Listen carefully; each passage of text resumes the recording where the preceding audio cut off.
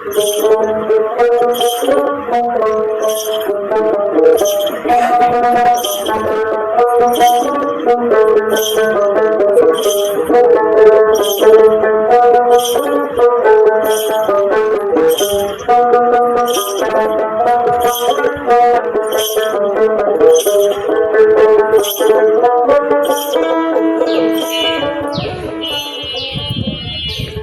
গুরু দরদি মাওলা।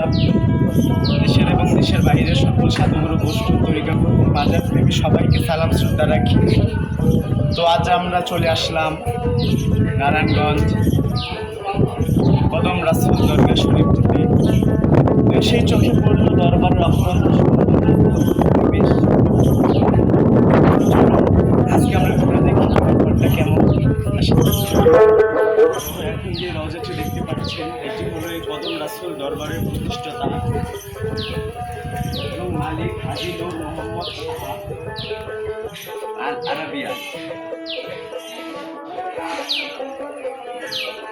এখানে যে বিশাল গেট, এক কথায় এমন বিশাল গেট আমার চোখে প্রথম দেখা, তাই বলবো অতুলনীয় সুন্দর, খুবই অপূর্ব। নদীকে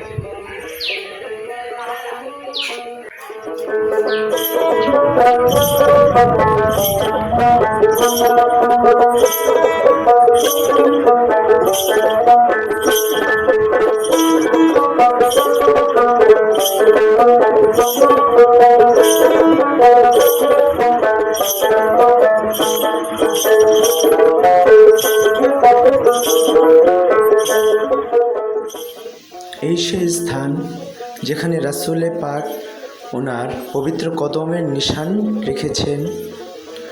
মূলত এই নিশানটির জন্যই এই দরবারটি কদম রাসূল দরবার হিসেবে পরিচিত।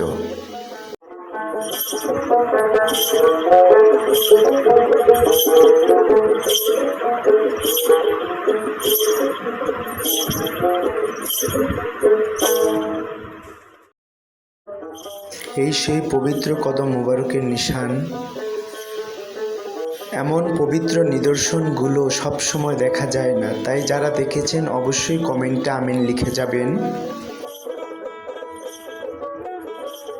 তো এখানে আরও পাশাপাশি দেখা গেল আরও অনেকগুলো রওজা এখানে রয়েছে।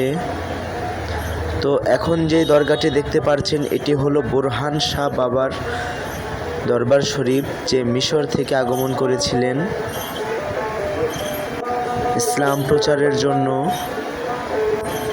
এই মাজারটিতে বৎসরিক উরুজের সময় লাখো লাখো ভক্তের ভিড় জমে।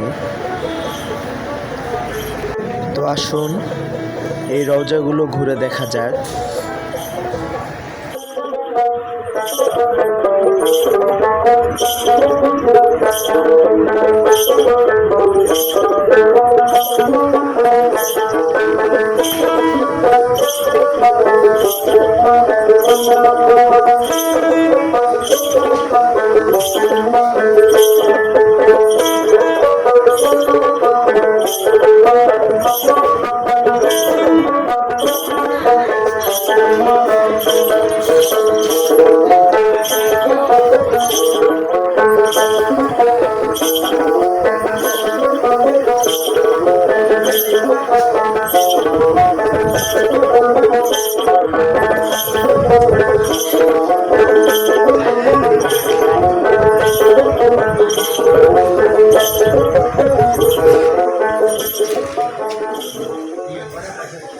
জয় গুরু দরদি মাওলা। ভিডিওটি আপনাদের কেমন লাগলো অবশ্যই কমেন্ট করে জানাবেন। এছাড়া কখনো মুক্তি নেওয়া সম্ভব না। স্রষ্টার যে সৃষ্টিগুলোকে যদি ভক্তি না করা যায়, যদি স্বীকৃতি না দেওয়া যায়, কখনো স্রষ্টাকে চেনা যাবে না। তাই স্রষ্টার সৃষ্টিগুলোকে সম্মান করি, ভক্তি করি, সেই মালিককে চেনার জন্য, বোঝার জন্য।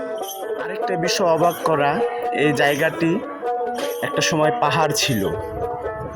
এই জায়গাটি কিন্তু খুব উপরে।